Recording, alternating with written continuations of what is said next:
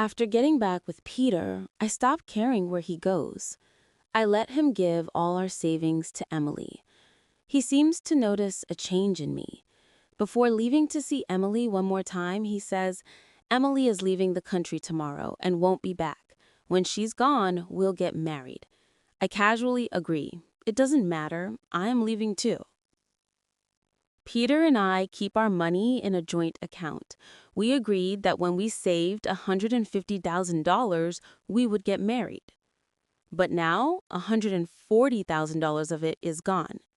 Peter explains, "Emily needed money for her divorce settlement, so I transferred it to her for the emergency. You're both women, so you can understand, right?" He makes it sound like if I get angry, I lack empathy. But I actually can't empathize. I would never borrow money from an ex who was in a new relationship. Arguing is pointless, just like all the times before. I nod. Okay. Peter's face relaxes into a smile. "Sammy, you've finally grown up.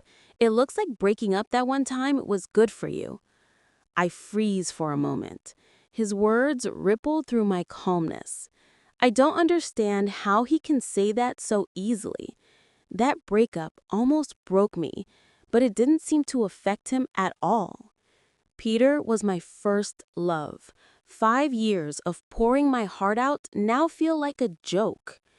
After dinner, Peter goes out to take out the trash as usual. 6 months ago, Emily separated from her husband and moved into our apartment complex. She dropped out and married a rich guy's son before finishing college. She claims her husband is abusive and won't leave her alone. Peter says he needs to go check on her to make sure she's safe. As he opens the door, he hesitates. Maybe he is afraid I will fight with him again, so he adds, "Someone in the neighborhood group chat said they saw a suspicious person hanging around. It might be her husband. I was the one who told Emily to move here, so I have to be responsible for her safety." I'm too tired to argue with him. The suspicious person wasn't Emily's husband. It was a package thief who has already been caught. I just nod, pretending to be thoughtful. "Why don't you just move in with her for now?" Peter's hand freezes on the doorknob. "Samantha, what are you trying to start now?" His voice is full of frustration. "I thought you had changed." I look at him confused. I'm not trying to start anything. "Then why are you telling me to move in with Emily? Do you still remember that I'm your boyfriend?" "Because I trust you," I say simply. Peter's face goes blank for a second, the rest of his angry words caught in his throat. He looks at me suspiciously. "You're not mad?" I shake my head, my face calm. Peter stares at me, his eyes scanning my face over and over again, trying to find any sign that I'm lying. As the seconds tick by, his expression turns darker and darker. Just then, his phone rings. It's the special ringtone he set for Emily. She's getting impatient. I smile and give him a little push. "You should go. Don't keep her waiting." Peter grabs my hand, looking like he wants to say something, but the phone keeps ringing, showing no sign of stopping. Finally, he says, "Emily gets her divorce papers finalized tomorrow. After that, she's flying abroad to stay with relatives. We won't be in contact anymore. Just be understanding for a little while longer. When she's gone, we'll get married." Married? To him? The wedding I once dreamed of 1,000 times is no longer in my life plans. I just say, okay. Satisfied, Peter leaves. The door closes, leaving me alone on the sofa in the dark. The clock on the wall goes tick-tock. The loneliness from our first breakup washes over me again. But this time, it's not a desperate, soul-crushing feeling. It seems my withdrawal is almost over. Memories from before our breakup come flooding back. It all starts late one night. Emily sends Peter a message. "Petey, I'm getting a divorce." After that, Peter is not the same. He changed his profile picture, which used to be a photo of us. He said he needed to look more professional for a big promotion at work. I didn't doubt him.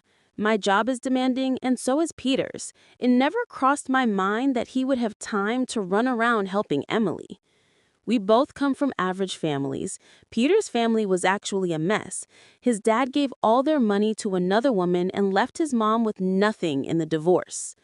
Looking back, the signs were there all along. One afternoon, while Peter and I were having lunch, he suddenly said, "You should learn how to wear makeup." Later, I scrolled through his chat history and found out that on the same day, Emily had accidentally sent him a selfie of herself in full makeup wearing very little. One night, as we lay in bed after being intimate, Peter looked at me and said, "It would be better if your waist was just a little smaller."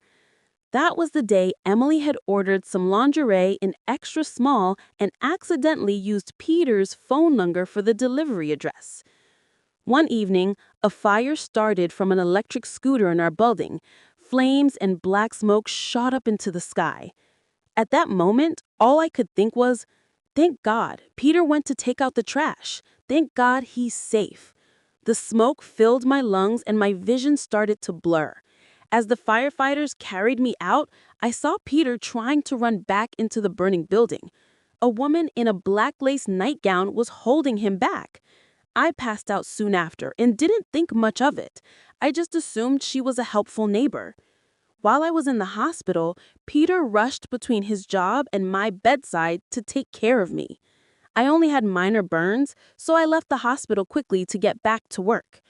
I was living in a fantasy, believing Peter and I were happy, until the day our landlord came to raise the rent. I argued with him, pleading poverty and threatening to move out.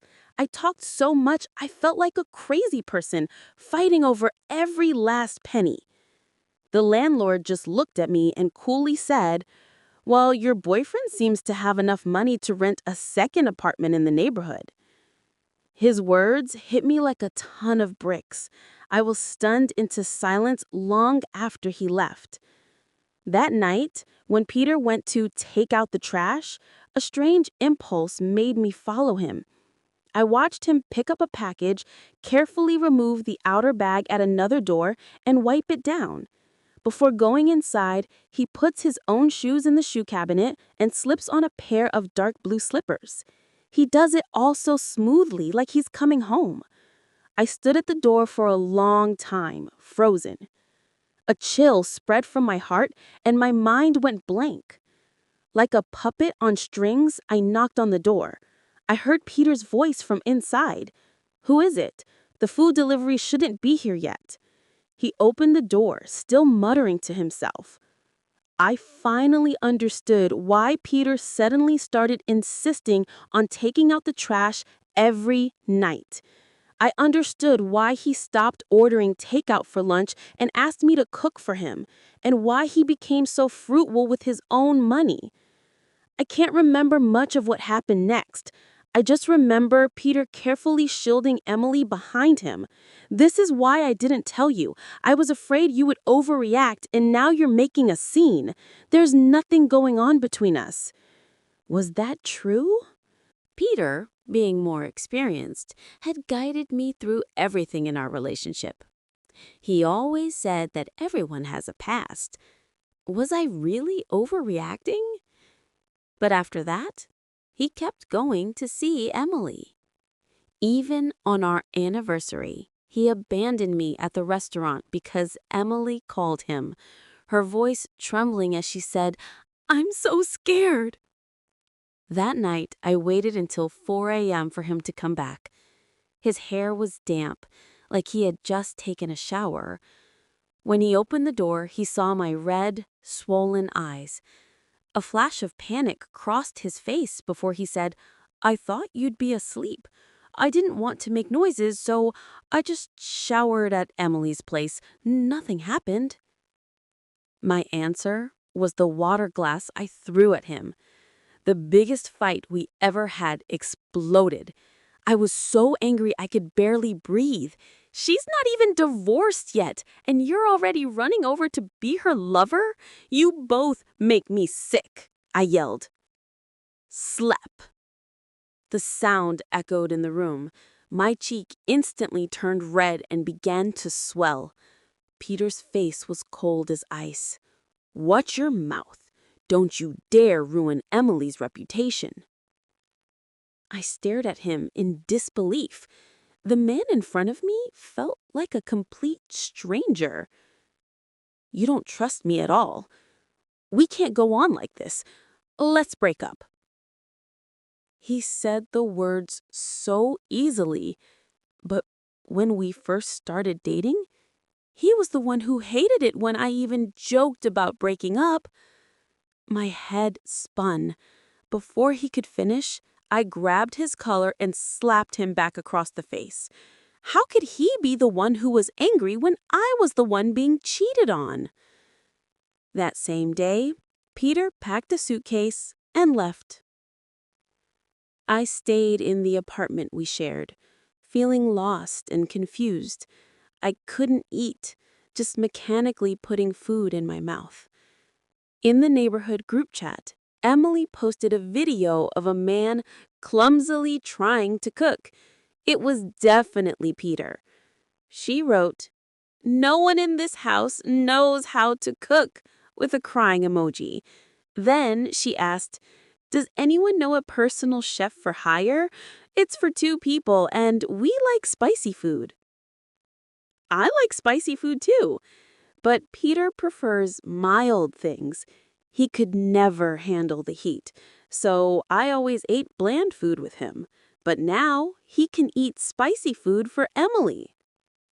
I went to Peter's office. He seemed completely unaffected. He was working, full of energy.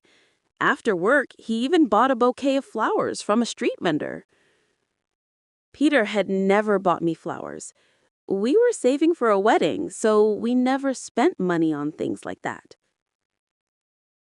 I tortured myself by scrolling through Peter's social media, looking at everyone he followed on Spotify. I found Emily and saw their listening history. They often listened to music together late at night, even before we had broken up. I ran to the bathroom and threw up. I thought only half the apple on the table was rotten. It turns out the half I already ate was rotten too. In 1 month, I lost 15 pounds. I felt like I was drowning. The cold water was slowly filling my nose and mouth, seeping into my body. No one could save me, and I couldn't find a way to save myself. Then I went to a therapist. She asked me, "Have you heard of desensitization therapy?" The idea is to face the pain head on, to actively show love until, through one disappointment after another, the love is completely worn away. So, one day, I put on makeup, wore a new dress, and forced a smile onto my face. I went to find Peter. A flash of surprise crossed his eyes when he saw me, but he tried to act casual. "So, now you know you were wrong, don't you?" Did I know? Of course I did. I was wrong for not seeing him clearly, wrong for not having the courage to leave, and wrong for still holding on to a sliver of hope for him. And just like that, we were back together. It was as if nothing had happened. In fact, it seemed like I loved him more than ever. I doted on him every day, more attentive than he ever was to Emily. I even became more willing to try new things in bed. Peter was thrilled. "Sammy, if only you had been like this from the beginning." But gradually, Peter started to notice that something was off. I no longer cared if he was tired from overtime. I didn't worry when he caught a cold. I never checked up on him. If he was slow to text back, I didn't push him. If he canceled our plans, I didn't get angry. I even pretended not to see the lipstick stains on his collar. In just 1 month, the desensitization therapy worked. In my eyes, Peter became uglier and uglier. When he leaned in to kiss me, I felt a wave of disgust. Intimacy became harder and harder to bear. One night, as we lay close, he must have sensed it. He asked me, "Sammy, do you love me?" Without any hesitation, I answered, "Of course." But he didn't seem satisfied with my answer. He asked me again and again, seeking reassurance each time. Finally, on one ordinary day, I realized with absolute clarity that I was ready to leave Peter. Over the past few weeks, I have been mailing my belongings away bit by bit. Nathaniel, a good friend from college, started his own company overseas and invited me to join him. I accepted his offer. This time, Peter comes back from taking out the trash, especially early. I quickly shut my eyes. Peter quietly lies down beside me. He reaches his arm across the space between us, trying to pull me close. I pretend to turn over in my sleep, moving farther away from him. His arm freezes in midair. "Sammy, have you been too tired lately?" There's no response. "Why don't you fight with me anymore?" He whispers into the silence. Still, no response.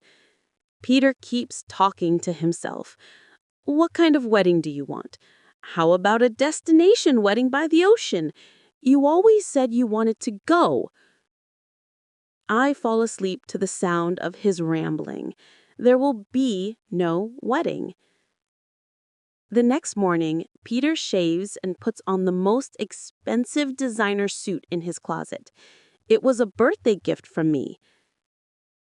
Today is the day he is accompanying Emily to finalize her divorce. Emily is already waiting downstairs. The moment she sees Peter, she clings to his arm. When she sees me, she smiles and says hello, but the challenge in her eyes is clear. Peter turns and sees me. He quickly pushes Emily away a little. "Sammy, what are you doing up so early?" It's true, this isn't my usual time to leave for work. Peter walks over, takes my hand and says softly, "Emily is leaving as soon as she gets her divorce papers. I'll drive her to the airport right after. We can go out for a nice dinner tonight, just the two of us." But I don't believe him. Peter just got a promotion a few months ago. Not yet 30, he is already making a 6-figure salary, which is considered very successful even in a big city like ours. Emily is going abroad to stay with relatives, but she will probably just be working a low-wage job. How could that be better than getting back together with a successful man like Peter? But I don't say any of this. Peter takes a few steps, then turns back to me.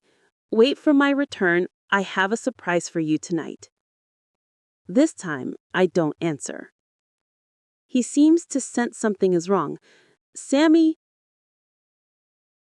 He hesitates, about to walk back, but Emily grabs his hand and pulls him away. The sky is clear and bright. My heart is light. Today is the day I finally end a failed relationship. I board the plane and leave the city behind. The clouds are right outside my window, and the city below gets smaller and smaller. I put on an eye mask and close my eyes.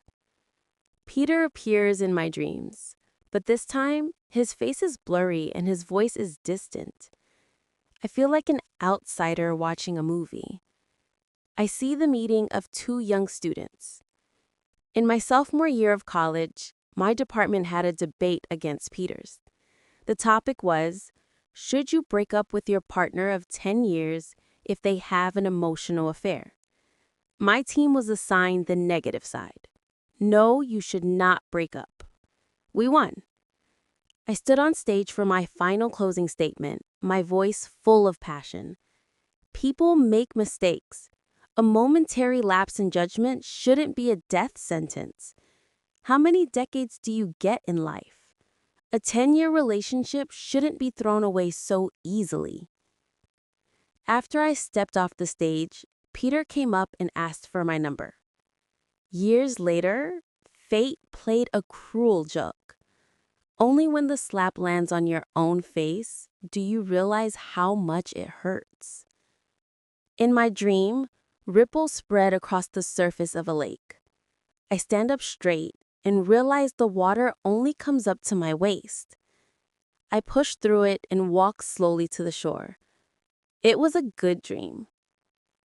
Peter keeps checking his watch. Emily's husband finally arrives.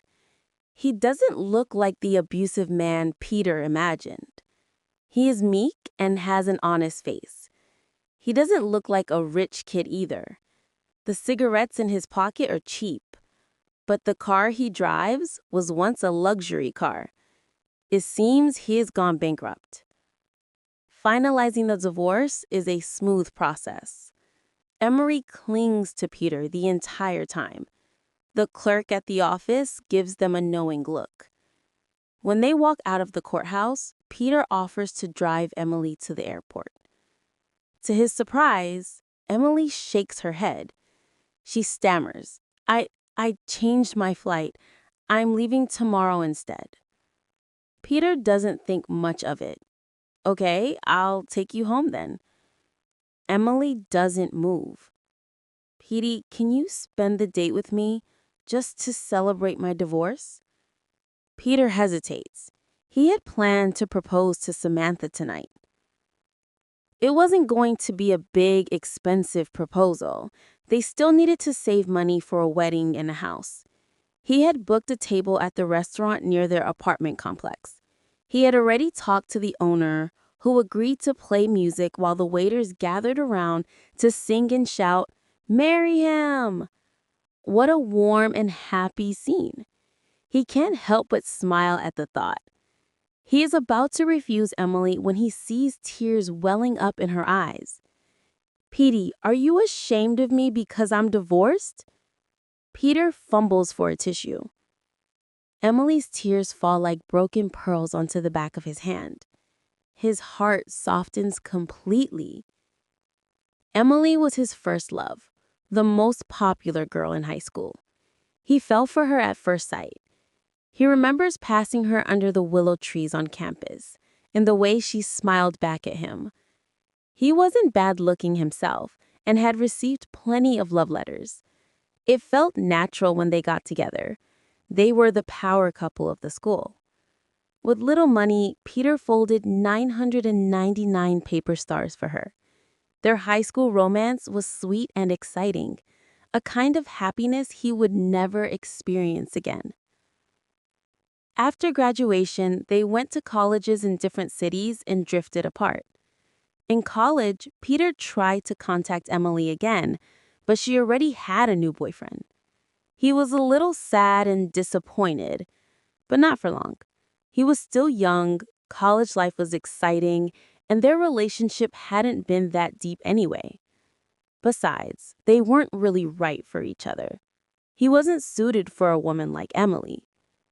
Samantha was the person he wanted to spend his life with. She wasn't as beautiful as Emily, but she was down to earth and practical. She knew the best times to buy groceries and how to find sales on designer brands. With her, she felt the real rhythm of life. The daily grind wasn't so bad. But that doesn't mean he has to cut Emily out of his life completely. A first love is always different. He is just doing his duty as a friend. Emily throws herself into his arms, crying, her body trembling. In the end, Peter calls the restaurant and postpones the proposal to the next night. After all, he hasn't told Samantha he was going to propose tonight anyway. He sends Samantha a text. "Sammy, I have to work late tonight. Let's go out for dinner tomorrow instead." Peter waits for a while after sending the message, but he gets no reply. He scrolls up through their chat history and sighs. He doesn't know when it started, but Samantha has been getting slower and slower at replying to him. She is probably still secretly angry. But that's okay. After today, he will win her back. He will give her the wedding she's always wanted. As for today, he will let himself have this one last indulgence, a final goodbye, a farewell to his first love, a farewell to his youth. After landing, I spot Nathaniel right away. I haven't seen him in years and feel a little awkward. But luckily, he is just as I remember from college, friendly and a little playful. He smiles. "I've been waiting for you forever. It's about time you got here." Then he gets straight to business. The next day, I am sitting at my new desk. The third day, I'm learning about the new project. On the fourth day, Nathaniel helps me find an apartment, and I somehow squeezed in time to move out of my hotel. On the fifth day, I'm already working overtime. Forgetting Peter is easy. The desensitization therapy was a complete success. A mutual friend asked me where I am, saying that Peter is looking for me. Hearing his name makes me frown out of reflex. I feel a little sick. I don't reply. I'm buried in work. Thankfully, Nathaniel lives close to me, so I can catch a ride with him to and from the office. A month later, we hit a major milestone on our project, and Nathaniel treats the whole team to dinner. I sit next to him, watching him swirl the whiskey in his glass. As he tilts his head back to drink, the bridge of his nose almost touches the liquid. He notices me looking and meets my gaze. He blinks his thick eyelashes and says, "What is it, Sammy?" Before I can think of an answer, someone suggests playing a game. The prettiest girl on the table looks at Nathaniel and suggests, "Never have I ever." 5 fingers, 5 chances. She goes first. Never have I ever had a crush on someone at this table. Her eyes are locked on Nathaniel. Someone whistles. Even more exciting, Nathaniel puts a finger down. His fingers are long with neat nails. The cheering gets louder. Nathaniel then adds quietly, "I've been in love with her for 6 years." In the car on the way home, I get a text from an unknown number. "Stop being mad. Come back when you've cooled off. The restaurant I booked for you has been postponed several times already." It is obviously from Peter. I have already blocked him on every platform. For a while, he kept calling and I blocked each new number. Eventually, he stopped. I thought he had given up, but it seems he just thinks I'm throwing a tantrum. I lock my phone and put it down. "Ex-boyfriend?" Nathaniel asks. I nod. His voice is a little husky from the alcohol, deep and pleasant. "Did he cheat?" "Yeah." "Does he want to get back together?" "I guess." "Do you want to get back together with them?"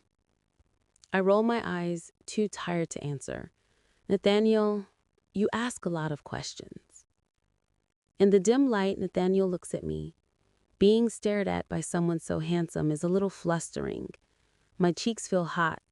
I blink and look away. After a few seconds, Nathaniel suddenly says, "Samantha, can you guess why I'm asking so many questions?" I see Peter the very next day, but he isn't here to see me. Emily is standing next to him. They are walking out of a luxury brand store together. Emily is holding on to Peter's arm, and Peter is carrying the shopping bags. Of course, it is something he never bought for me. The moment Emily sees me, her expression sours. She says sarcastically, "Petey, I told you she couldn't stand to be away from you. Look, she followed you all the way here." Peter pulls his arm away from Emily and walks toward me. "Sammy, don't misunderstand. I'm just here with her to help her clear her head a bit after the divorce." I turn and walk away. Peter grabs my arm. How long are you going to keep this up? I told you I'm just here with Emily to help her clear her head. His grip hurts my wrist. I turn back to look at him, my eyes filled with pure disgust. I let out a short, cold laugh. Clear her head for a whole month. My glare seems to sting him. He avoids my eyes, but says defiantly, well, if you hadn't disappeared, I wouldn't have had the chance to come with her. I am speechless. Then I hear him say, I knew you couldn't let me go. Since you came all this way to find me, let's get back together. I'll admit I was wrong this time. Before Peter can finish his sentence, a figure steps in front of me. Nathaniel was tall and imposing. Peter instinctively takes 2 steps back, almost falling over. Emily quickly steadies him. She looks ready to defend Peter, but the moment her eyes meet Nathaniel's, she goes silent. That just proves how handsome Nathaniel is. Nathaniel shields me behind him and leans down to ask if I'm okay or if I need to call the police. His tone is natural and intimate. As crinoline as he gets closer, I can smell his cologne. It's fresh and a little alluring. Just then, Emily scoffs. Ms. York, I always thought you were a good girl. But you found a new guy before you even broke up with Petey? Aren't you ashamed of yourself, two-timing like this? Then she looks at Nathaniel. Sir, don't let her fool you. Nathaniel raises his eyebrow, a playful smile spreading across his lips. How do you know I'm not looking to be the other Nan? Wow. That shuts Emily up. Her face is a picture of disbelief. She turns to Peter, her eyes accusing. Petey, look at your girlfriend. But Peter is just staring straight at Nathaniel, his face so dark it looks like ink could drip from it. He grits his teeth and says one word at a time, Nathaniel, you again?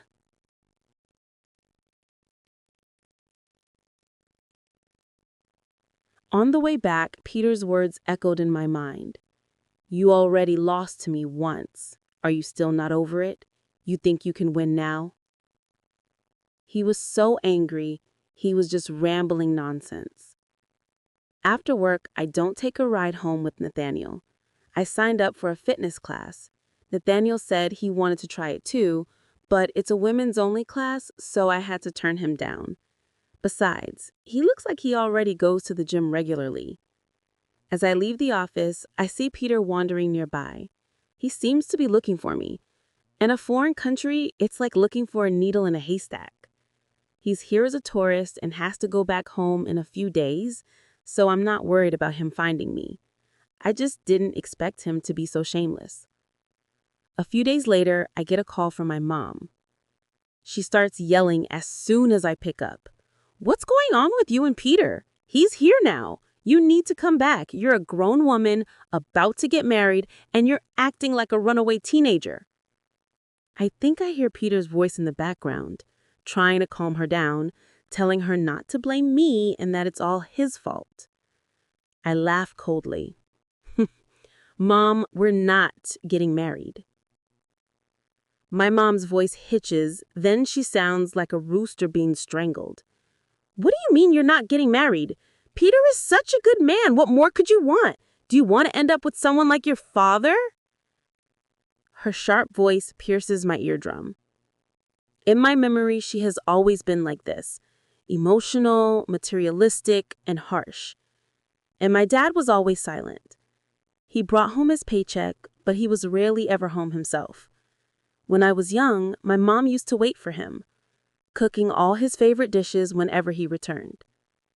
As I got older, she got used to it and stopped waiting. When my dad did come home, they were like two strangers living under the same roof. I hold the phone away from my ear until my mom is done yelling. Then I say, Mom, he gave our $140,000 in savings to his first love. My mom falls silent. Before I met Peter, I was terrified by the idea of marriage. After meeting him, I fell for him, but I still had my boundaries. His family couldn't contribute a penny, so I wouldn't take a penny from mine either. If we were going to get married, we would save the money together. But now that money is gone.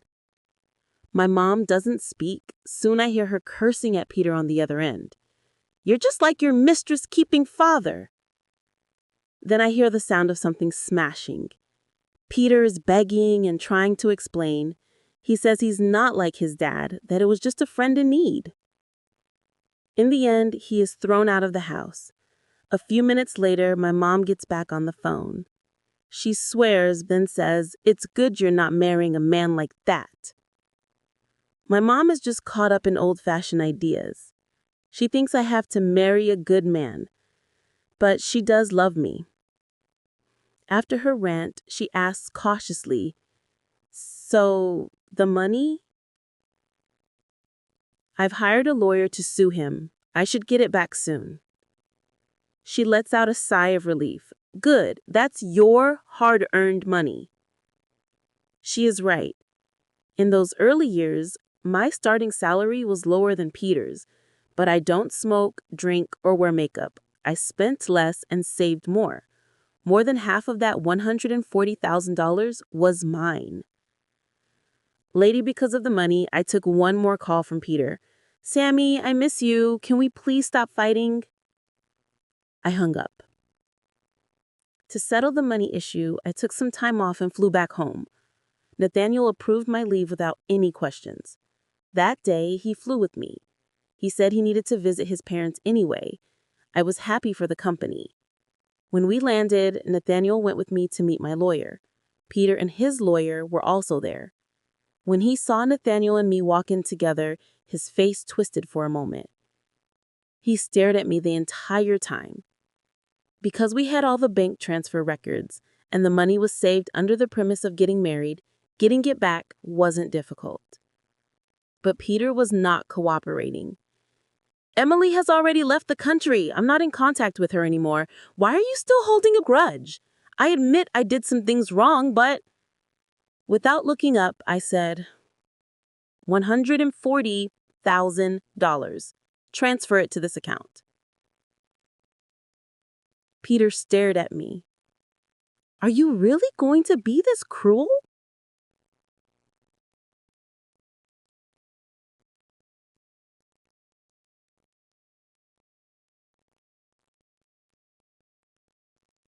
As Nathaniel and I were leaving, Peter seemed to snap.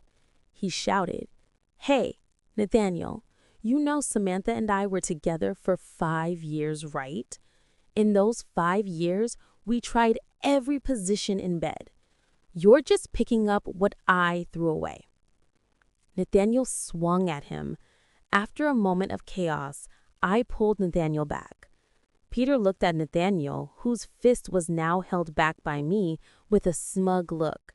"See, Sammy's heart has always been with me." Slap. Before he could finish his thought, my hand struck his face. "There's no need to trouble Nate. I'll handle this myself." I took a deep breath. I have never denied my 5 years with you. It is perfectly legal and reasonable for a couple to be intimate. I'm not ashamed of it, and you don't need to say things like that to belittle me. What? Are you trying to make yourself seem pure and noble? You're only making yourself more disgusting. Now that it was all out in the open, I didn't hold back.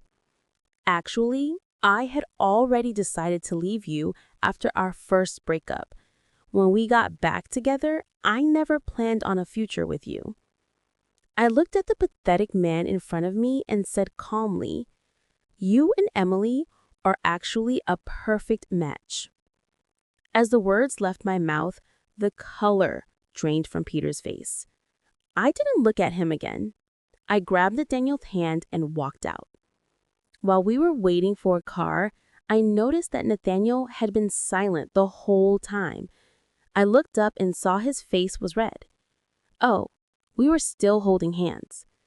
"Sorry," I said, quickly letting go. Nathaniel always seemed so composed. I was surprised to see him blush. Don't be sorry. I. Nathaniel's voice was so soft I couldn't hear what he said. I offered to take him to the hospital, but he shook his head, saying it was a minor injury he could handle with his first aid kit at home, but he might need help with it. So, naturally, I went home with him. Nathaniel's house in the city was a beautiful townhouse. It was elegant but lacked a personal touch. My parents travel the world most of the year. They only come back for the holidays. I paused, not pointing out the lie he told before. Only Nathaniel's lip and arm were bruised. But when I looked up from the first aid kit, he had taken off his shirt. He had impressive muscles. He was wearing a simple black necklace. The gray sweatpants he wore fit him well. If I didn't know he had been single through college, I would have mistaken him for a playboy. I suddenly smiled.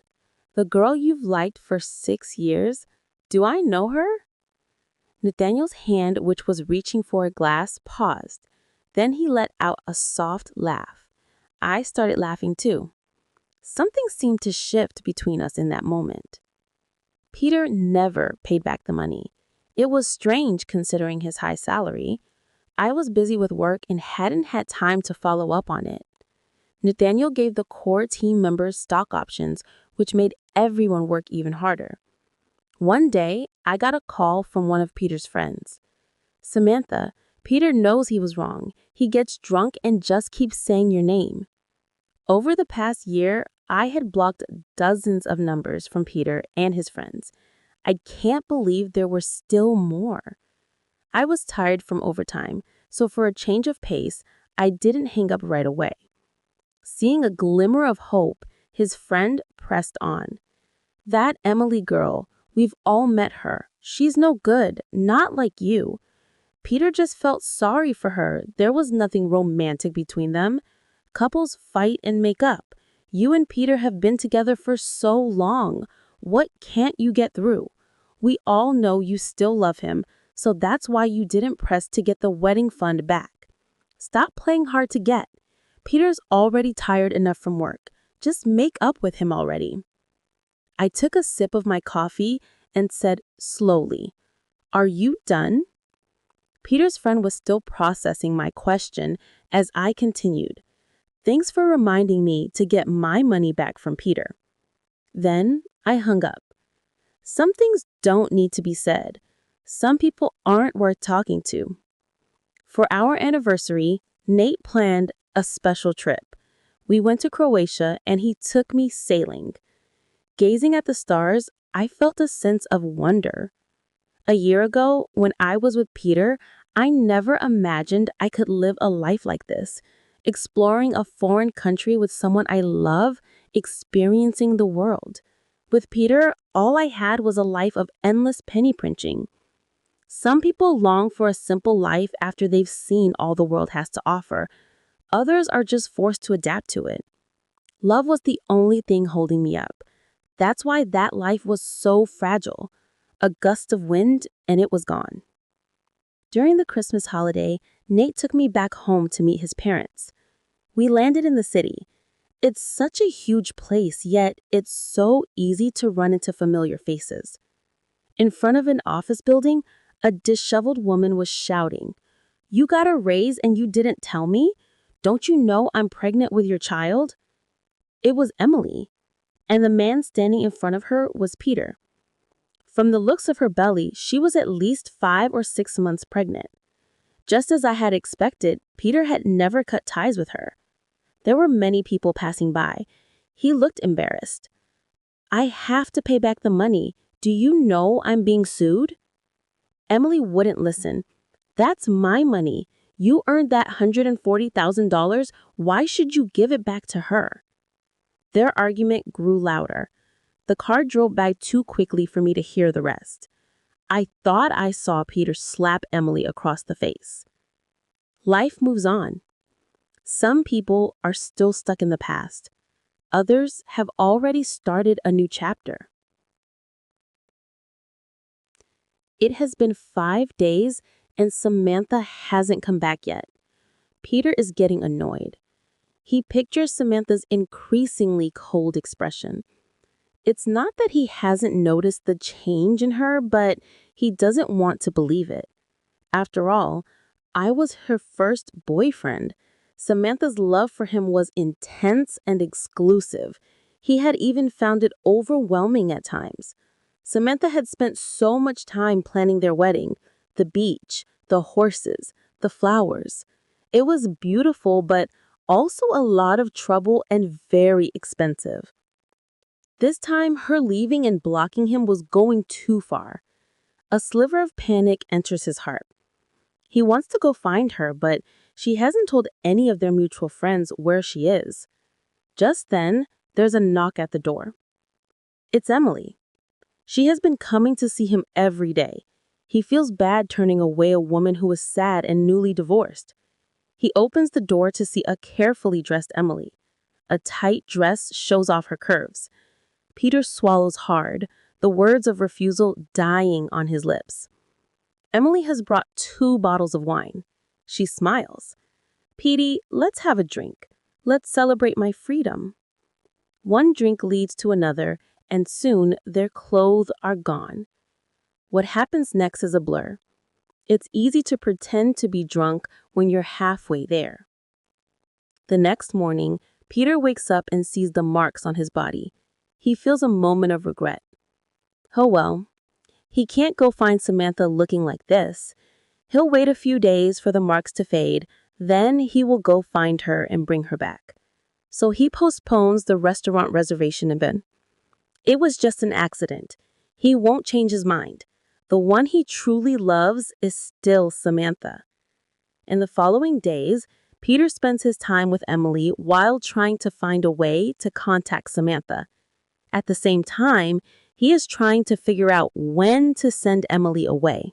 He isn't a fool. He can see that Emily doesn't seem to want to leave. But he and Emily are not a good match. He can't afford a woman like her. Peter looks at Emily sleeping beside him. Her skin is fair, her body still beautiful, but she seems too filled with cheap glamour for him. He looks down on her a little, but that doesn't stop him from sleeping with her. Finally, after many days, Peter remembers that he should go find Samantha. To do this, he rents another apartment for Emily and moves her to a different neighborhood. To keep her happy, he grits his teeth and rents a place in a luxury building, using up the last of his personal savings. Then, full of determination, he sets out to win Samantha back. Nathaniel? Who does he think he is? At that debate competition back in college, he saw the way Nathaniel's eyes lit up when he looked at Samantha. Their classmates always compared him and Nathaniel, both handsome, both smart. The only difference was that Nathaniel's family was rich. But so what? One day, he, Peter, would surpass Nathaniel. After the debate, while Nathaniel was still figuring out how to introduce himself to Samantha, Peter had already walked up to her with his phone out. Samantha was surprised and shy. Peter smiled, satisfied to see Nathaniel's face go pale in his peripheral vision. It will be the same now. Nathaniel is nothing. Samantha will come back to him. Full of confidence, Peter calls Samantha. The call doesn't go through. It never goes through again. In the end, he gets the simple life he thought he wanted, but it is nothing like he imagined. It is a life dragged through the mud, filled with arguments and money problems. At 40, he is laid off and sends out his resume everywhere. Finally, one company calls him for an interview. That day, he opens his closet, looking for his best suit.